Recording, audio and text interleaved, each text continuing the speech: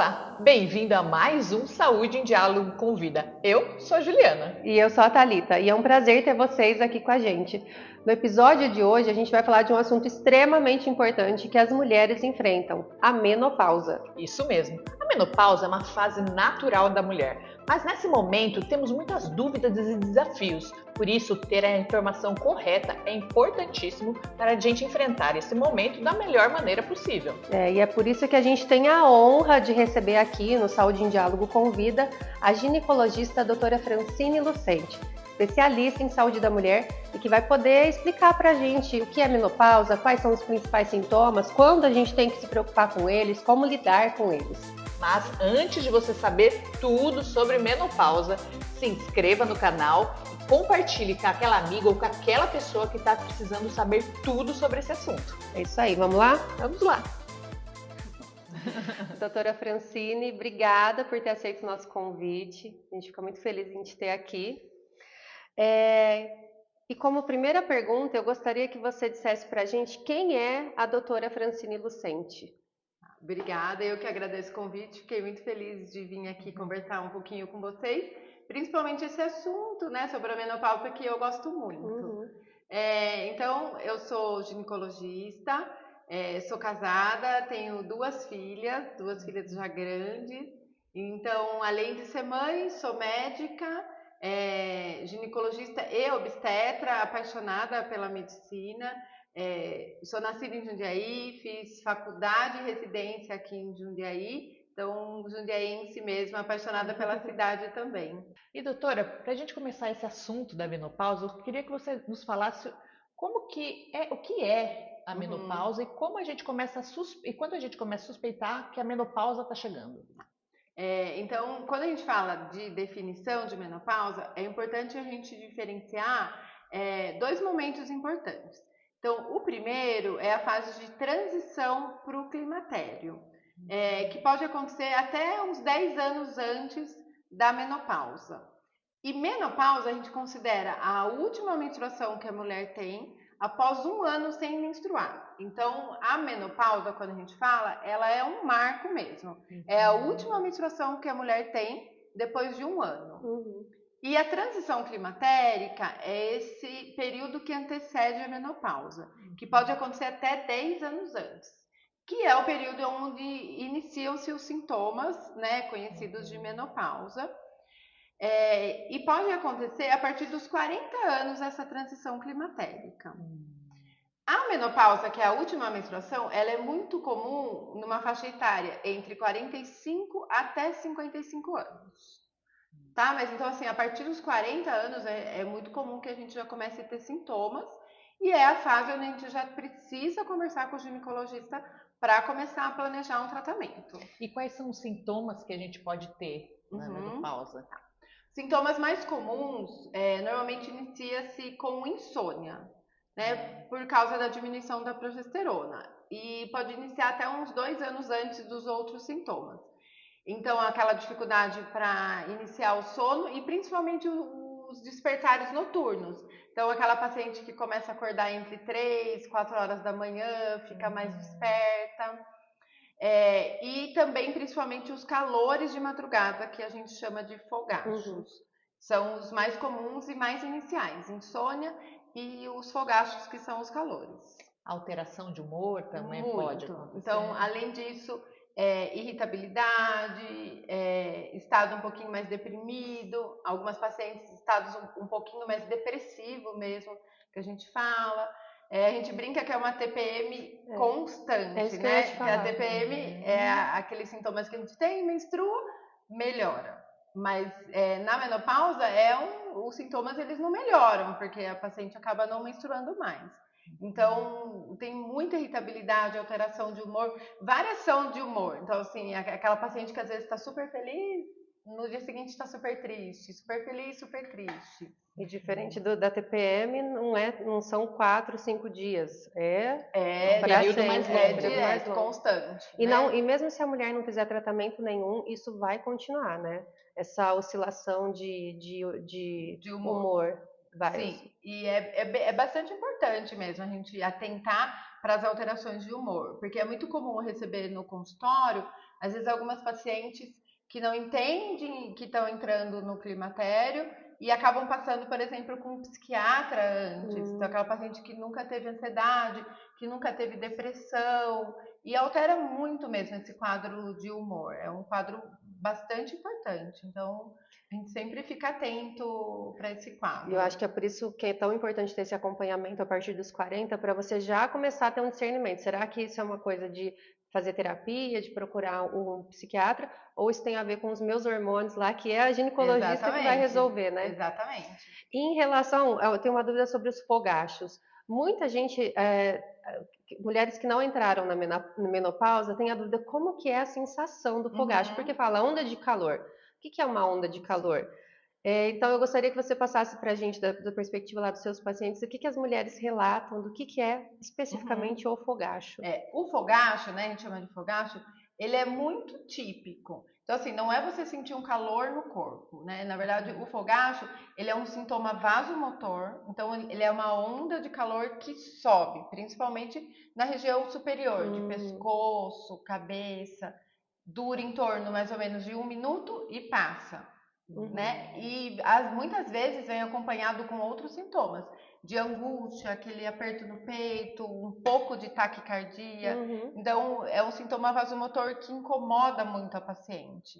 Sim. Dura mais ou menos 1 minuto e passa. Então, assim, o que a gente mais ouve, assim, muito típico, é aquela paciente que acorda de madrugada, descobre que teve calor. Aí 1 minuto, cobre de novo. Aí a gente brinca que tem uma dancinha da noite, porque cobre, descobre. Então, porque ele vai e volta, vai e volta. E é uma comum onda à noite, de calor mesmo. Comum à noite durante a madrugada. Principalmente de madrugada, mas normalmente a paciente tem também durante o dia. Entendi. E pode vir acompanhado de sudorese junto também, sudorese, taquicardia, mal-estar, por ser vasomotor, então vem outros sintomas juntos. E tem algum motivo de ser mais de madrugada, de ser mais nesses períodos? Não, é que normalmente a paciente está dormindo, então ela acaba percebendo mais. Às vezes, durante o dia, a gente está atarefada, trabalhando, acaba não percebendo tanto. Entendi. Legal. E aí, assim, você falou que os 40 anos é o marco ali para a gente começar a ter um olhar sobre a menopausa, não é ficar doido ali, neurado, nossa, eu preciso. Mas já para começar a ter esse olhar atento, né? Porque ali, perto dos 50 anos, possivelmente ela está ali rodeando seus 50 anos. Quando que a gente inicia um tratamento? E também queria já que você me falasse um pouquinho sobre esses tratamentos da menopausa. Quando iniciar e quais são esses tratamentos? Sim. A gente deve iniciar o tratamento quando a paciente começa a ter os sintomas. Então, muitas vezes, independente da menstruação. Então, às vezes, muitas pacientes ainda menstruam, mas têm muitos sintomas. Então, a partir dos 40 anos, se tem sintomas, a gente já deve iniciar o tratamento. A gente não precisa esperar a paciente parar de menstruar e nem precisa, muitas vezes, se basear em exames clínicos. O mais importante são os sintomas. Se a paciente tem sintomas típicos, que é como, né, a gente já tinha conversado, insônia, os fogachos, alteração de humor, irritabilidade, depressão, tem muitos, a gente tem quase 50 sinais e sintomas de menopausa. Dores articulares, diminuição de libido, cansaço, indisposição, a vagina seca. Então, a gente tem muitos sintomas mesmo. A partir de a paciente começar a ter sintomas, a gente já indica o tratamento. E é a terapia clássica lá de reposição hormonal? Como é que é feito o tratamento? Sim, hoje a gente procura muito a terapia transdérmica, que é feita com hormônios bioidênticos. Então, seja em forma de gel, pode ser em forma de adesivo, e até os implantes, que hoje também têm sido mais utilizados. Então, muito importante que a gente sempre dê preferência para a via transdérmica, porque tem menos risco de trombose, tem menos risco de outras doenças que podem ser causadas pela reposição via oral. Não que seja contraindicado, mas a gente sempre tenta dar preferência para a via transdérmica. Aquela reposição clássica de estrógenos conjugados, né? Ela ainda é feita? Não, a gente não evita. Hoje a gente tenta ir para uma linha mais de transdérmico e normalmente a gente sempre usa 3 hormônios, né? O estradiol, a progesterona e a testosterona. A progesterona a gente não consegue, né, manipular, nem gel, nem adesivo, a gente usa a progesterona micronizada por via oral. Ou uma outra opção muito boa para fazer reposição hormonal é o Dilmirena com a progesterona no DIU. Mesmo na menopausa, então o DIU ele não é só para anticoncepção? Não. Ele pode ser utilizado. É uma excelente opção, o Dilmirena para reposição hormonal. Hoje já está na bula do DIU, é uma indicação mesmo, e por causa da progesterona, que é liberada no DIU. Direto no útero ali. Direto no útero. É muito interessante isso, porque eu uso DIU e hoje novos estudos indicam que agora, antes eram 5 anos, né, de uso, agora eu acho pelos novos estudos aumentou, né, para 8 anos. Em bula, ele ainda, para anticoncepcional, no Brasil, na bula ainda está 5 anos. Mas alguns países já mudou para 8 anos. E no Brasil, para reposição hormonal, a gente já está mantendo o Mirena por 8 anos. Que bacana. Que normalmente é o tempo que realmente o paciente não menstrua, então a progesterona ainda está sendo liberada no Dilmirena. E daí o uso do Mirena faz com que os sintomas também sejam um pouco mais tardios, para quem já faz uso? Não, de retardar os sintomas não. Então daí ele só serve como uma reposição. Isso, a progesterona no DIU, ela serve como a progesterona que nós poderíamos usar micronizada, então ela já está lá no DIU. Mas ele não retarda nem a entrada na menopausa, nem os sintomas da menopausa. Interessante isso. Existe alguma coisa que fale que você consiga retardar a entrada na menopausa? Existe esse tipo de estudo? Não, porque quando a gente nasce com uma certa reserva ovariana e ela vai se esgotando com o passar do tempo. Então, a gente não tem nada comprovado cientificamente, nenhuma orientação que a gente consiga retardar a menopausa. O que a gente faz é minimizar os sintomas. Isso. Trabalhar só nos sintomas mesmo. Isso. Então, o que dita a entrada na menopausa é a questão do ovário. É o ovário que vai mandar na situação toda ali. Exatamente. A nossa reserva ovariana. Quando acabar o último óvulo ali, significa que você não precisa mais menstruar. E aí, passou um ano sem menstruação, está na menopausa, né? Está na menopausa. Tá, legal. E o controle disso a gente também faz com os exames. Com os exames, isso. Daí a gente tem, né, o apoio dos exames clínicos que determinam, né, dosagem de FSH, LH e estradiol. A gente determina essa parte hormonal, como é que estão os hormônios. Mas muitas vezes as pacientes têm já sintomas e os hormônios ainda estão normais. Então, na minha prática, eu acho muito mais importante os sintomas. Se forem sintomas típicos, né, principalmente os fogachos, eles são muito típicos da menopausa. Então, a gente já tem um olhar mais atento para iniciar a reposição hormonal. E antes, né, antigamente era meio polêmico, né, a reposição hormonal, porque podia dar câncer, principalmente câncer de mama, né? Então, agora, hoje em dia, tem uma visão totalmente diferente, né? Muito diferente. A questão do que você citou do câncer de mama, a gente teve um estudo muito antigo que chama WHI, que hoje a gente vê que não foi bem realizado em questão de corte, número de pacientes, e principalmente porque antigamente a gente usava para reposição hormonal, como a Thalita falou, o estrogênio conjugado, o estrogênio equino, né, que a gente extraía da urina da égua. Então, assim, hormônio sintético, muito diferente do que a gente usa bioidêntico hoje. Então, hoje a gente conseguiu dissociar o risco de câncer de mama, o risco pelo menos relativo, né? A gente conseguiu dissociar da terapia de reposição hormonal, principalmente se for transdérmica. Que interessante. E tem alguma contraindicação? Para reposição hormonal? Isso. Sim. Então, contraindicação para reposição hormonal, pacientes com doenças hepáticas, né, que alterem função hepática, a gente evita, e pacientes com câncer de mama. Então, também deve ser evitados. Quando a mulher começa a fazer a terapia de reposição hormonal, lá tem os sintomas já. Daí para frente ela não para mais de fazer a reposição? Não para. Hoje a gente também... Uma coisa que tem mudado um pouquinho com os estudos novos é até quanto tempo fazer a reposição hormonal. A gente não tem uma data estipulada, então a gente mantém a reposição hormonal até quando a paciente apresentar sintomas. Entendi. Isso depende de cada paciente. Mas no mínimo a gente faz a reposição hormonal por 5 a 10 anos. A gente chama esse tempo de janela de oportunidade. Porque além de a gente melhorar os sintomas da paciente, a gente previne muitas doenças com a reposição hormonal. A gente não, às vezes a paciente não tem esse conhecimento, né? Ela acha que a reposição hormonal ela só é feita para aliviar sintomas, mas não, a gente consegue prevenir muitas doenças. Então, no mínimo, a gente vai fazer entre 5 e 10 anos e mantém se a paciente tiver sintomas. Mas a partir do momento que ela começou a terapia de reposição, ela vai para o consultório de quanto em quanto tempo?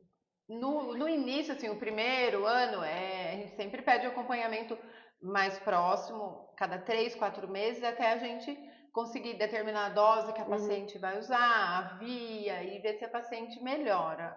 Depois disso, 6 meses a 1 ano é o ideal para a paciente voltar para a gente estar avaliando e acompanhando a reposição hormonal. Legal. E tem uma idade em que a pessoa já não pode mais fazer reposição hormonal? Legal. Isso é uma pergunta bem controversa. Antigamente a gente estipulava que até 10 anos da entrada da menopausa a gente não iniciava mais a reposição hormonal, pela questão de a paciente ter perdido essa janela de oportunidade, de prevenir uma osteoporose, de prevenir envelhecimento cerebral, envelhecimento de pele. Então, quando a gente coloca numa balança, depois de 10 anos, às vezes a gente tem que avaliar o quê? Se o efeito da reposição hormonal, se o risco, né, avaliar risco e benefício, qual que é maior. Entendi. Mas hoje, assim, a gente tem mudado muito a questão da indicação da reposição hormonal e muitas pacientes já vêm nos procurando, sentindo a falta do hormônio. Então, a vagina muito seca, a pele envelhecida, a diminuição de libido. E muitas pacientes querem iniciar, mesmo depois de 10 anos.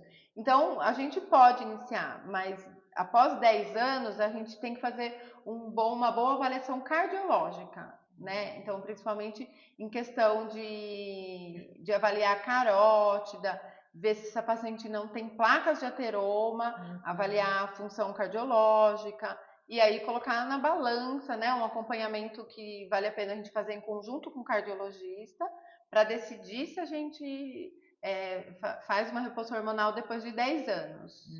Se a paciente não tem contraindicação, não tem risco cardiológico, pode ser feito. Entendi. E agora, tem aquelas pacientes que não querem fazer reposição hormonal? Tem. Qual é a estratégia?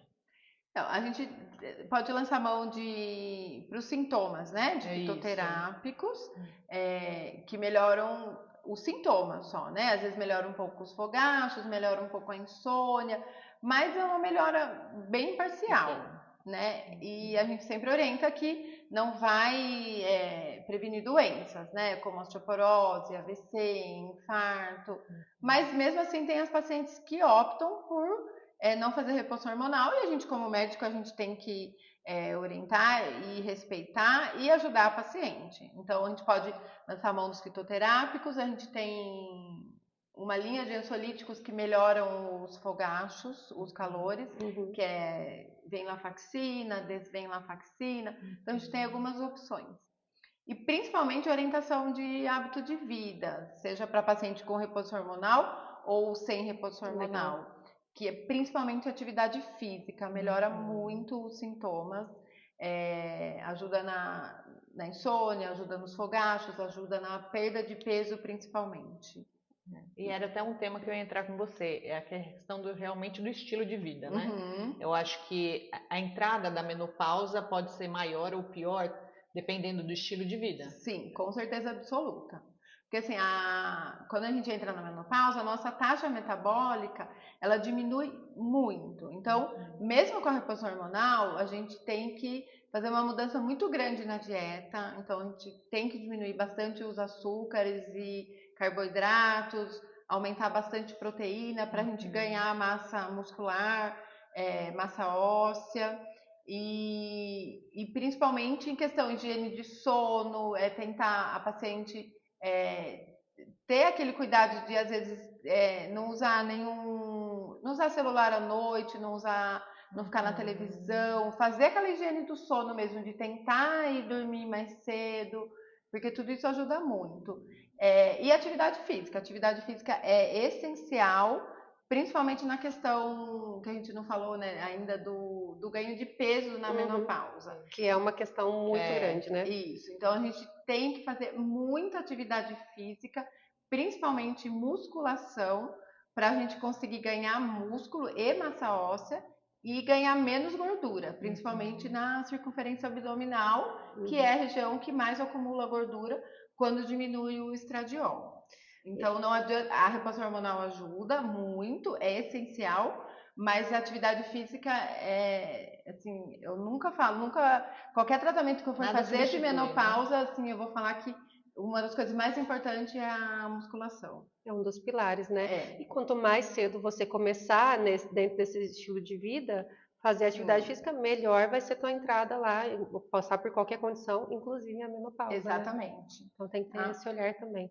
Porque falando um pouco do ganho de peso, que assim, é uma das principais queixas também da paciente que está entrando no climatério, né? Por que acontece? Porque quando a gente tem uma diminuição do estradiol, a gente perde muita massa muscular na região de perna, nessa região próxima do fêmur. E a gente acumula muito mais gordura na região abdominal, principalmente vísceras. Tudo que a mulher ama, né? Exatamente. A barriguinha, a coxa. Aquela estômago que fica mais alto, aquela gordura visceral, né? Exatamente. Que é a perigosa, né? Que é o que aumenta o risco de infarto, que é o que aumenta o risco de AVC.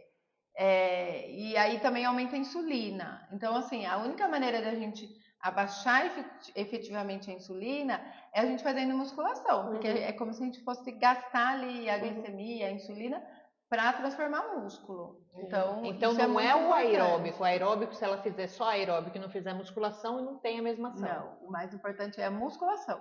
Tanto para ganho de massa muscular, quanto principalmente ganho de massa óssea. Porque às vezes você vê a pessoa se matando e às vezes fazer caminhada, faz coisas mais aeróbicas. Exatamente. E não tem essa percepção de fazer a parte da musculação. Então é muito importante realmente enfatizar isso. Exatamente, porque a gente tem um gasto energético muito maior com a musculação do que com a atividade aeróbica. É importante, mas a musculação é mais essencial para a atividade física na menopausa. Hoje cedo a gente estava falando só sobre musculação, né? Treinamento de força, tudo. E eu tô chegando na conclusão que deve ser assim, se tivesse que escolher um exercício para a vida, seria a musculação. Né? Principalmente para a mulher que já tem essa relação de que daqui a pouco vai perder mais músculo, vai acumular mais gordura. Sim. A visceral, né? E a marronzinha ali, mas vai acumular mais gordura. Exatamente. Você já está matriculada na musculação? Eu sempre faço um pouquinho. Te peguei no pulo, um pouquinho. Fiquei impactado, mas não. Então, musculação faz parte da minha vida. Tem que ser. A gente é muito importante. Né? Eu falo que às vezes tem muita gente que fala, mas eu não gosto da musculação.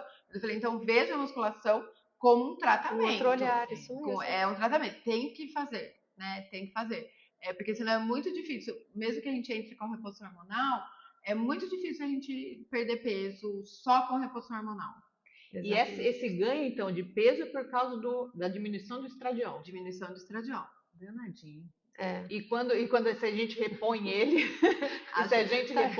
ajuda a ajuda, não é que assim, eu falo, a reposição hormonal, ela não vai emagrecer, mas ela vai ajudar a redistribuir essa gordura. Então, ela vai ajudar a gente ter de novo aquele formato de cintura, né? De diminuir esse ganho de gordura na circunferência abdominal mesmo. Eu acho que deve ter muita mulher desinformada, querendo participar de processo de emagrecimento, vai no endócrino, e às vezes é uma questão mais ali dos hormônios femininos dela, da testosterona, e a gente não está acostumado a ter aqui, pelo menos no meu meio, dessas mulheres preocupadas tanto com o ginecologista, como elas estão preocupadas com o peso. Sim, pensando que o peso é coisa do endocrinologista, quando na verdade nem sempre. Né? Depois dos 40 anos, se já for indicada a reposição hormonal, dificilmente a mulher vai perder peso se não fizer reposição hormonal.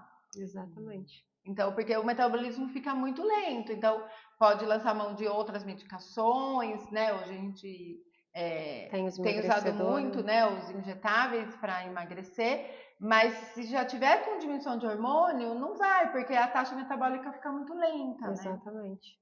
E se também parar de comer, você já tá com o teu hormônio lá embaixo, para de comer direito, porque tá fazendo um tratamento para emagrecer, você vai ficar mais desnutrido ainda, né? Porque é Exatamente. pior ainda para entrar na Exatamente. menopausa. É, Agora, exatamente. tem uma síndrome chamada síndrome genitorinária da Uhum. menopausa. Eu gostaria que você explicasse pra gente o que que é isso e quais são esses sintomas. A síndrome geniturinária, ela também acontece pela diminuição do estradiol, então principalmente na região vaginal e toda a região pélvica, né? Então a gente inclui vagina, uretra e bexiga. Então, assim, são aqueles sintomas de vagina seca, de ardência vaginal, de dificuldade para ter relação sexual, dor na relação sexual e muitas vezes também incontinência urinária. Que a incontinência urinária, principalmente a incontinência urinária mais leve, ela é muito comum e às vezes muitas mulheres acabam tendo vergonha de falar, mas ela é muito comum. E ela acontece por quê? Por causa do ressecamento, tanto na vagina quanto na região da uretra e da bexiga. Então pode acontecer também essa incontinência urinária leve. Que é aquela mulher que vive com aqueles absorventes íntimos, né? Então às vezes a mulher fala, eu começo a perceber que, tipo, dei uma risada, perde um pouquinho de urina. Quando faz um pouco mais de vai força. pra academia, perde um pouquinho de urina, vai correr no jump, perde um pouquinho de urina. Isso acontece lá na menopausa. Acontece na menopausa, né? Às vezes já nessa transição climatérica, quando já começa a diminuir o estradiol na região vaginal e uretra e bexiga. Tá? E principalmente essa questão da ardência vaginal, do desconforto na relação sexual, que é muito comum. E quando está com essa síndrome, tem algum tratamento que a gente pode fazer? Sim, então, utilizar? é muito importante daí também orientar a paciente que a reposição hormonal, ela é um dos tratamentos mais importantes, porque a gente tem que repor o estradiol em via sistêmica, né? Mas a gente também tem o estrogênio via vaginal em diversas formas, em creme, óvulos, comprimidos que pode ser usados, é muito importante. E hoje a gente tem muitos procedimentos que ajudam a paciente a melhorar de forma mais rápida. Então, hoje a gente tem a radiofrequência vaginal, o laser vaginal, o ultrassom microfocado. Então, são diversas tecnologias que ajudam, né, nessa melhora. No ressecamento?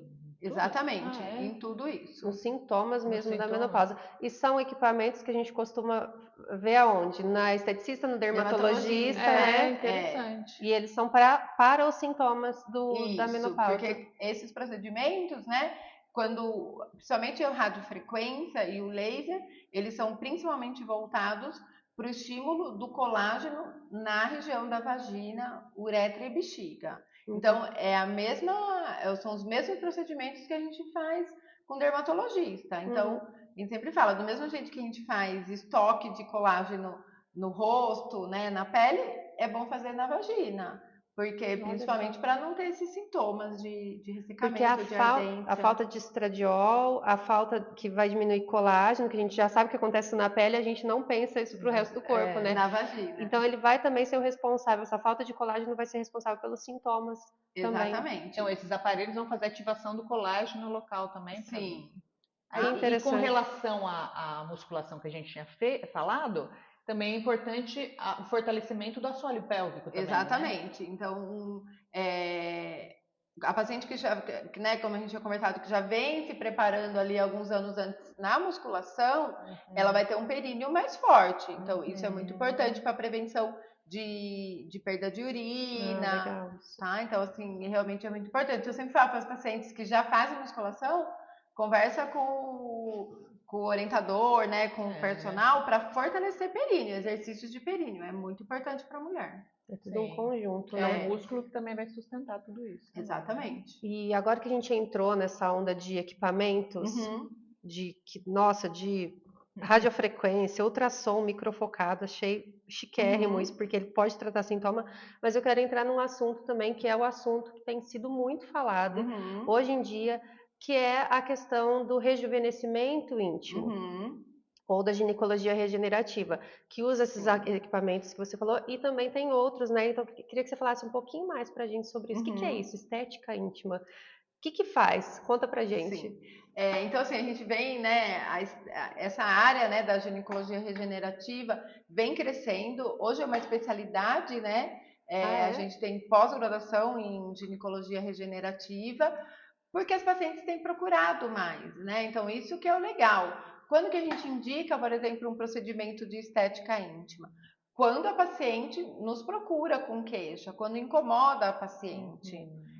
Então, a gente tem diversos procedimentos. Dentre eles, o peeling é muito comum. A gente teve um avanço muito grande no peeling por questões, né, de hormonais. A paciente pode ter um escurecimento da vulva, as depilações com gilete, com cera, atrito, então pacientes que andam muito de bicicleta. Então, a gente pode fazer o peeling na região Para clareamento. Isso, de vulva. E a gente pode associar o peeling com as tecnologias. Então, peeling com microagulhamento, peeling com laser, peeling com radiofrequência. Que também já vai estimular colágeno. Exatamente. Igual. Legal. Exatamente. E não tem nada a ver com aquela cirurgia de que reconstrói o ímen, não tem nada a ver com isso, né? Nada a ver. O que a gente faz de cirurgia íntima, que é muito procurado pelas pacientes, é a correção dos pequenos lábios.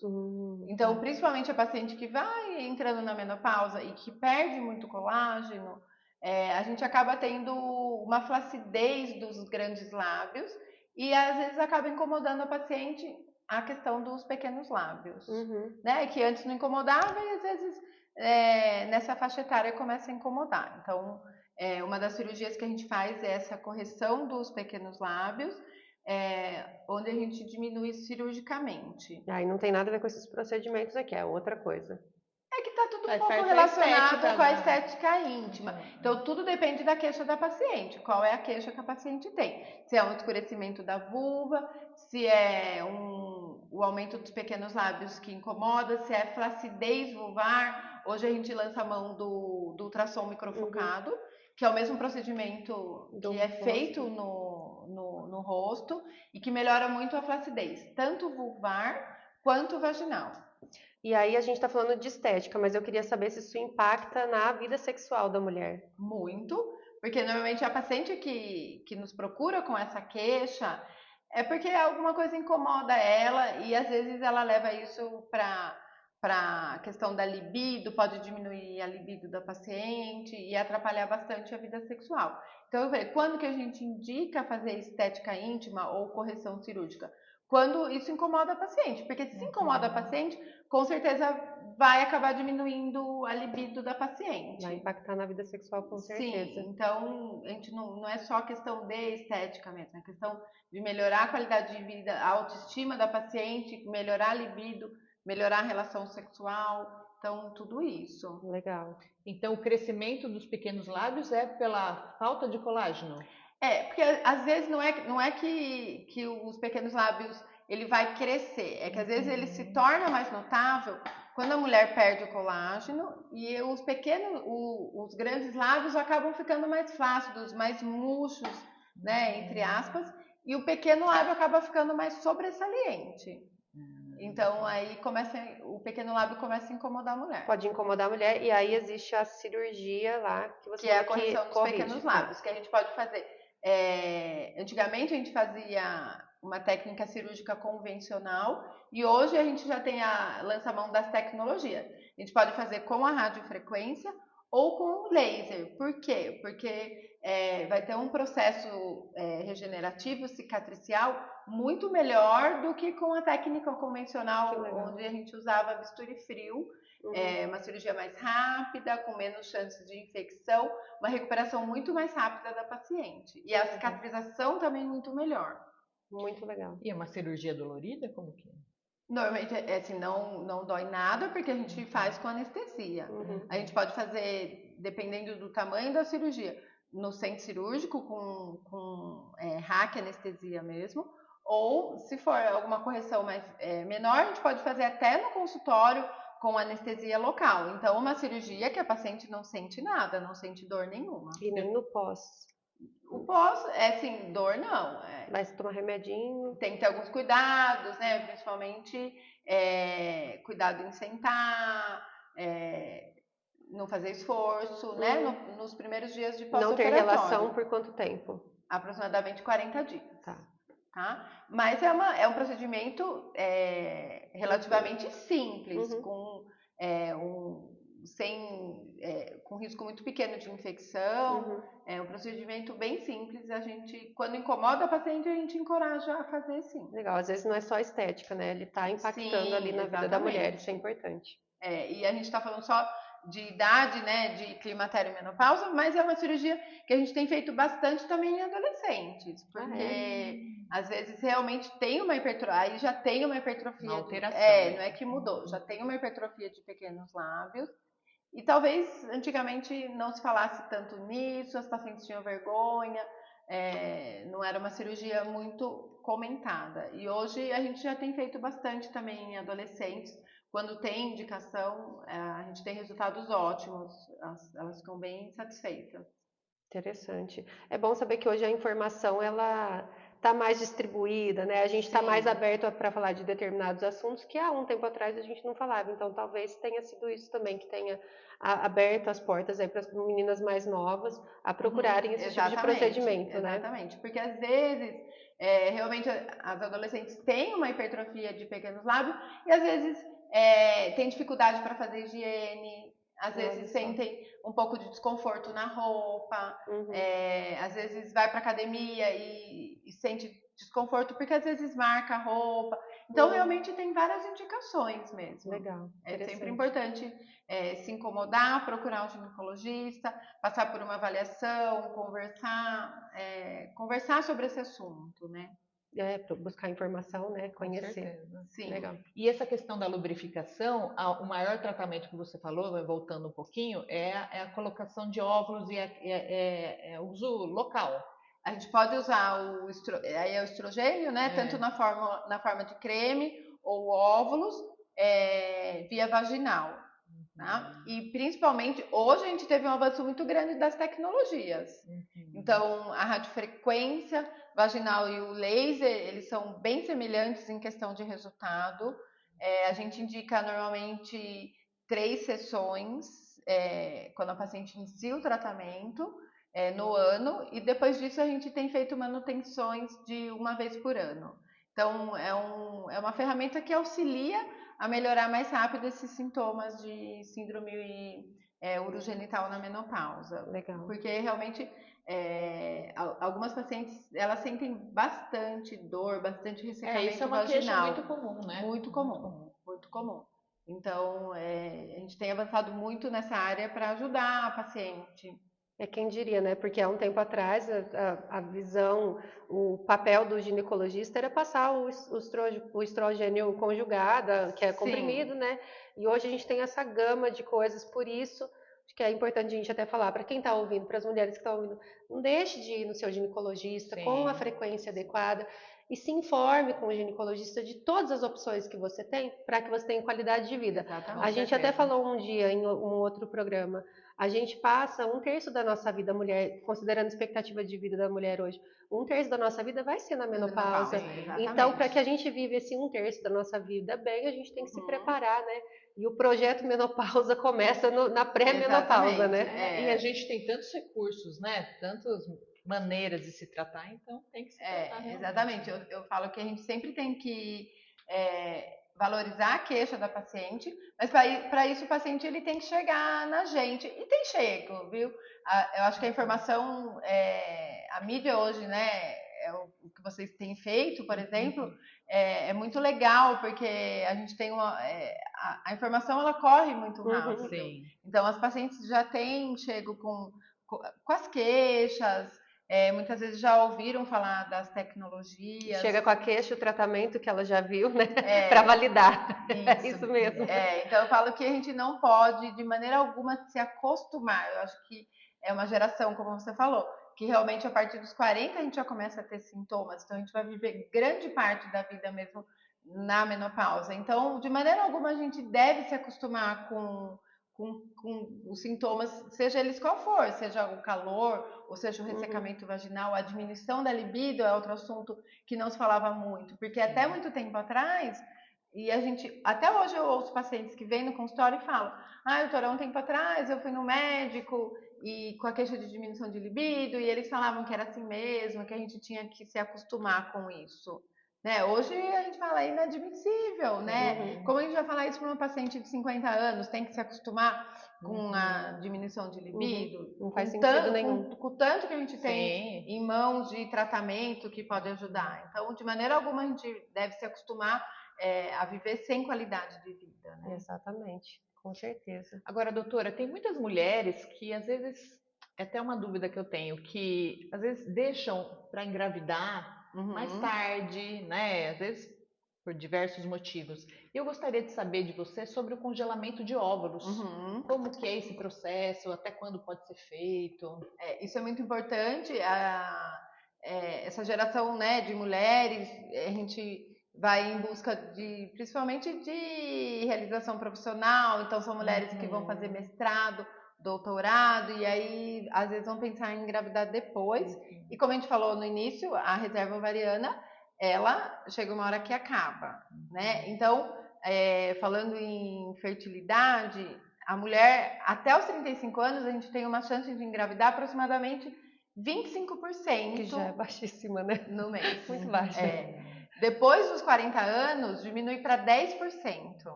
E depois dos 45 anos, 1%. Então, é muito importante falar em reserva ovariana. Então, a gente indica, assim, depende muito também do estilo de vida da paciente, de como está a vida. Então, é um pouco individualizado para cada paciente. Mas, normalmente, se eu recebo uma paciente no consultório, em torno de 30 anos, e ela diz que ela não tem pretensão de engravidar, o ideal já é orientar o congelamento de óvulos nessa faixa etária de 30 anos. Por quê? Porque a partir dos 35 anos, a reserva ovariana já vai diminuir. Então, a gente não deve esperar chegar a partir de 35 anos para orientar o congelamento. Então, é em torno ali de 30 a 35 anos no máximo, para aquela paciente que não está pensando em engravidar no momento. E pode Então é guardar, muito importante e pode isso. guardar esses óvulos até Não tem, ad eterno. não tem prazo de validade. Sim, é que tem a questão muito também que a mulher não deve esperar muito em questão de riscos clínicos, né? Então, mas não tem, teoricamente, não tem prazo de validade. Mas é um assunto que tem que ser muito conversado com a paciente. Mas eu vejo isso muito no meio. A mulher não deseja engravidar agora e ela fala, eu não quero, eu não quero, eu não quero. E não se prepara, mesmo dizendo, não quero.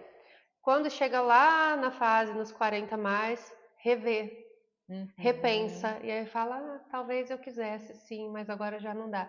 Então, isso também é um assunto muito importante da gente falar. A gente tem que fazer essas reflexões ao longo da vida, nada é estático, né? Sim. A nossa vida muda muito. As opiniões mudam, né? As opiniões mudam, as vontades mudam, a gente cicla todo mês, a gente cicla todo dia. Então, é importante a gente também fazer essa reflexão e saber que se você tem condições, né, se a pessoa tem condições de fazer, porque também é um investimento fazer o congelamento de óvulos, né? Você faz a coleta e paga mensalmente pelo óvulo guardado, certo? Certo. Se você puder fazer isso, se a pessoa puder fazer isso, ótimo. Então a gente tem que fazer essa reflexão para também não se frustrar lá na frente, né? Fazer tudo que você quer, né? Sua realização profissional e depois também fazer se quiser, né? E é importante também ressaltar, tem vários institutos que têm tratamentos às vezes gratuitos e alguns mais acessíveis. Por exemplo, às vezes a paciente que aceita doar óvulos também, às vezes ela recebe o congelamento grátis ou com condições melhores. Então, é um tratamento normalmente caro, né, quando se faz particular, mas tem vários institutos que têm, às vezes, melhores condições para paciente. É importante dar uma pesquisada também para ver o que tem aí no mercado. E eu acho que essa parte, ela entra muito, às vezes, eu acho um pouco de responsabilidade do médico da paciente, porque é o que você falou. Também. Às vezes a paciente com 28, 30 anos, ela não tem ideia Não. que com 35 talvez ela tenha dificuldade É. para engravidar. Então é uma coisa que o médico tem que conversar com a paciente sempre nessa faixa etária, a paciente que ainda não engravidou, quais são as intenções da paciente engravidar, porque eu acho que é o nosso papel orientar a paciente, né? Sim, com certeza. Da possibilidade do congelamento de óvulos. Para mostrar as possibilidades, né? Para você preparar. Então, é preparar para a gravidez, é preparar para a menopausa. Mulher, né? Sim. Temos que nos preparar para muitas Você coisas. está se preparando para a menopausa? Agora eu não sei se eu vou cuidar do rosto ou se eu vou cuidar da barriga. Veja o que te importa, prioridades, entendeu? O que te interessa hoje. Exatamente. Mas é isso mesmo. Acho que a gente tem graças a Deus, a gente tem uma infinidade de coisas hoje para viver bem e melhor, né? Sim. A gente quer viver bem, a gente quer viver bonita, a gente quer ter uma vida sexual ativa, a gente quer ter um relacionamento feliz. Qualidade de vida. Qualidade de vida como um todo, né? Quando você olha, que qualidade de vida para você é? A felicidade dentro de casa, a felicidade no trabalho, a felicidade com os amigos. E eu acho que a gente hoje tem muita ferramenta boa e a gente tem que aproveitar isso. Por isso que a informação é tão importante. Tecnologia que não falta. Exatamente. E eu acho ótimo esse tipo de conversa, porque a gente aprende muito, a gente consegue levar isso para as outras pessoas. E muito obrigada, viu, doutora? Obrigada pela conversa, foi maravilhosa. Eu que agradeço o convite de vocês. Mas, para a gente finalizar, eu gostaria que você nos desse uma dica de ouro. Não para por aqui não. A gente precisa de uma coisa ali, tipo, o que a gente vai começar a fazer hoje, entendeu? Sim. É pra gente essa dica, não é pra pessoal, não. Na verdade, eu acho que é um pouco do que você falou, assim, minha dica do que eu falo, às vezes pensando na entrada, como mulher, né, às vezes na faixa etária que a mulher está entrando na menopausa, que eu acho que a mulher ela tem que buscar o que te dá prazer, em todos os sentidos, né, falando como ginecologista, né, então, mas o que dá prazer para a mulher, porque seja na vida profissional, né, no trabalho, tudo que a gente faz com amor, se a gente faz com amor e com prazer, o sucesso é consequência, a recompensa financeira é consequência. Então, dentro de casa, na família, com os filhos, tudo que a gente faz com prazer, a gente vai ter um excelente resultado na nossa felicidade, na nossa qualidade de vida, principalmente na relação sexual. Então, outra coisa que a gente fala dentro de todo esse contexto é que a mulher ela tem que atentar para a parte sexual mesmo. Então, assim, se tem alguma coisa que incomoda esteticamente, então vamos corrigir. Hoje em dia a gente tem isso em mãos. Se a paciente tem sintomas de ressecamento, vamos atrás. Sintomas de menopausa, vamos tratar. Então, acho que a mulher ela não tem que se acomodar com nenhuma situação. A gente tem que buscar viver bem, qualidade de vida e buscar o que nos faz bem, né? Então, às vezes a gente fala, a gente nem fala tanto da estética, mas vamos buscar o que nos faz bem, o que nos faz feliz e o que nos traz prazer, né? Tanto na parte da vida, quanto na parte da relação sexual, principalmente, porque quando a gente fala muito na libido, a gente fala que a mulher que é feliz, a mulher que é realizada, a mulher vai ter boa libido, né? Então, tá tudo conectado, né? Conectado com tudo, né? Na vida, com o marido, com os filhos. Então é isso, então é o contexto mesmo. Eu acho que é a gente buscar o que nos dá prazer na vida no todo. Bacana, gostei. Muito obrigada, Maravilha. doutora. Muito obrigada, doutora, por ter vindo. Foi maravilhosa a conversa e espero que tenha contribuído com vocês. E se vocês tiverem pessoas que têm esse problema, que precisam ter mais informação, compartilhe com aquele amigo para disseminar cada vez mais informação para as pessoas. E não deixe de visitar seu ginecologista. Exatamente. Fazer uma visitinha, né, doutora, para um cafezinho. Porque eu falo que o ginecologista, ele é o clínico da mulher. Ele é o clínico da mulher. É muito importante mesmo o médico ginecologista para tratar a mulher como um todo. Isso aí. Então tá bom, gente. Muito obrigada. Tchau, tchau. Obrigada. Tchau, obrigada. Muito obrigada.